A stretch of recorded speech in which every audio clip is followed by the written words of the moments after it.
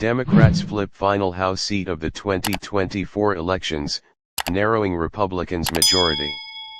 Washington Republicans will have a narrow majority in the House next year, with Democrats flipping one final seat in California, leaving GOP leaders with even less margin for error as they try to advance President-elect Donald Trump's agenda. Democrat Adam Gray has defeated GOP Representative John Duarte in a rematch in California's 13th District in the Central Valley following weeks of ballot counting, NBC News projects, meaning Republicans won 220 House seats in the 2024 elections to Democrats' 215. The GOP can lose just 2 votes on legislation in the House in the next Congress if Democrats all vote in opposition, giving them little wiggle room for absences, internal fighting, and vacancies. Duarte told the Turlock Journal that he had called Gray to concede on Tuesday evening. Thanks to Gray's victory, Democrats netted 1 seat in the House elections, flipping 9 Republican-held seats, mainly in blue states, as Republicans flipped 8 Democratic-held seats. The 13th District is one of 3 Democratic pickups in California alone, with Democrats Derek Tran and George Whitesides defeating GOP Representatives Michelle Steele and Mike Garcia. Democrats also flipped 3 seats in New York and 1 in Oregon, and they gained 1 seat each in Alabama and Louisiana because of new congressional maps in those states. Republicans, meanwhile, picked up 3 seats in North Carolina because of the state's new congressional map. They also defeated 2 Pennsylvania Democrats, Representatives Susan Wild and Matt Cartwright, as well as Democratic lawmakers in Alaska and Colorado, and they flipped an open seat in Michigan. John Duarte and Adam Gray speak during a debate. Representative John Duarte, left, and challenger Adam Gray at a debate in Modesto, California on October 25. Andy Alfaro, the Modesto BTNS via Getty Images. Campaigns and outside groups spent hundreds of millions of dollars on House races, with more than $1.1 billion alone spent on ads from September through Election Day, according to the ad tracking firm Ad Impact. Democratic campaigns and groups outspent their GOP rivals in the fall, dropping $662 million on ads in House races to Republicans' $485 million. Recommended. Donald Trump. Trump considers replacing Pete Hegseth, his embattled defense secretary pick, with Ron DeSantis. Immigration. Texas is offering land for Trump mass deportation facilities. The slim GOP majority underscores the close fight for the House this year, with operatives in both parties acknowledging that the recent redistricting process narrowed the battlefield by creating fewer competitive races.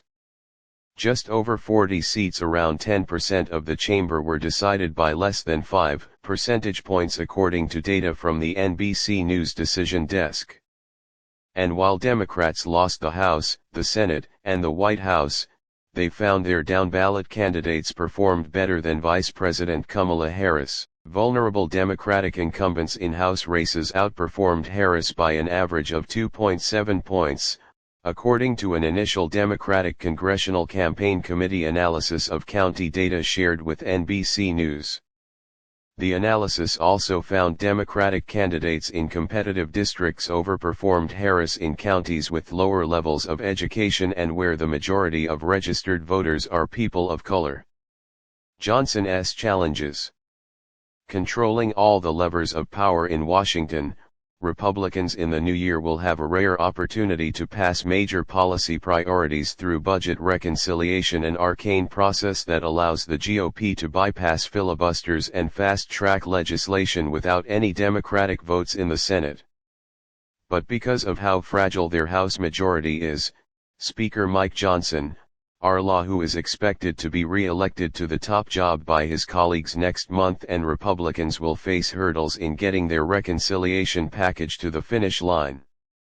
Trump and Republicans are eyeing the reconciliation package as a vehicle to renew tax cuts that Trump signed into law in 2017 and that are set to expire next year. Other provisions that could be included are a tax exemption for income earned from tips, what Trump calls no tax on tips, and lifting the cap on the state and local tax deduction.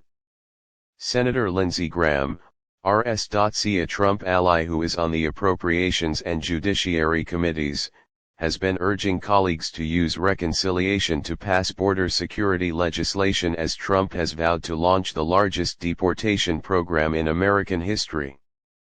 Further complicating Johnson's math problem is the fact that Trump has chosen two sitting House Republicans for his cabinet, Elise Stefanik of New York as U.S. Ambassador to the United Nations and Mike Waltz of Florida as National Security Advisor. Republicans are also expected to start the new Congress short one more lawmaker. Representative Matt Gaetz, RFLA, resigned from the House last month after Trump selected him to be the next Attorney General. Gaetz withdrew his name from consideration amid allegations of sexual misconduct. Gaetz has said he does not plan to join the next Congress even though he won re-election. If the Stefanik and Walz resignations happen simultaneously, Johnson could be operating with just a one-seat majority, 217 to 215. The Florida State Department has already announced the special election schedule to replace Gaetz and Waltz, with primaries in the deep red seat set for January 28, followed by special elections on April 1. Once Stefanik resigns from Congress, Democratic Governor Kathy Hochul has 10 days to declare a special election in New York, which must occur 70 to 80 days after the proclamation, according to state law.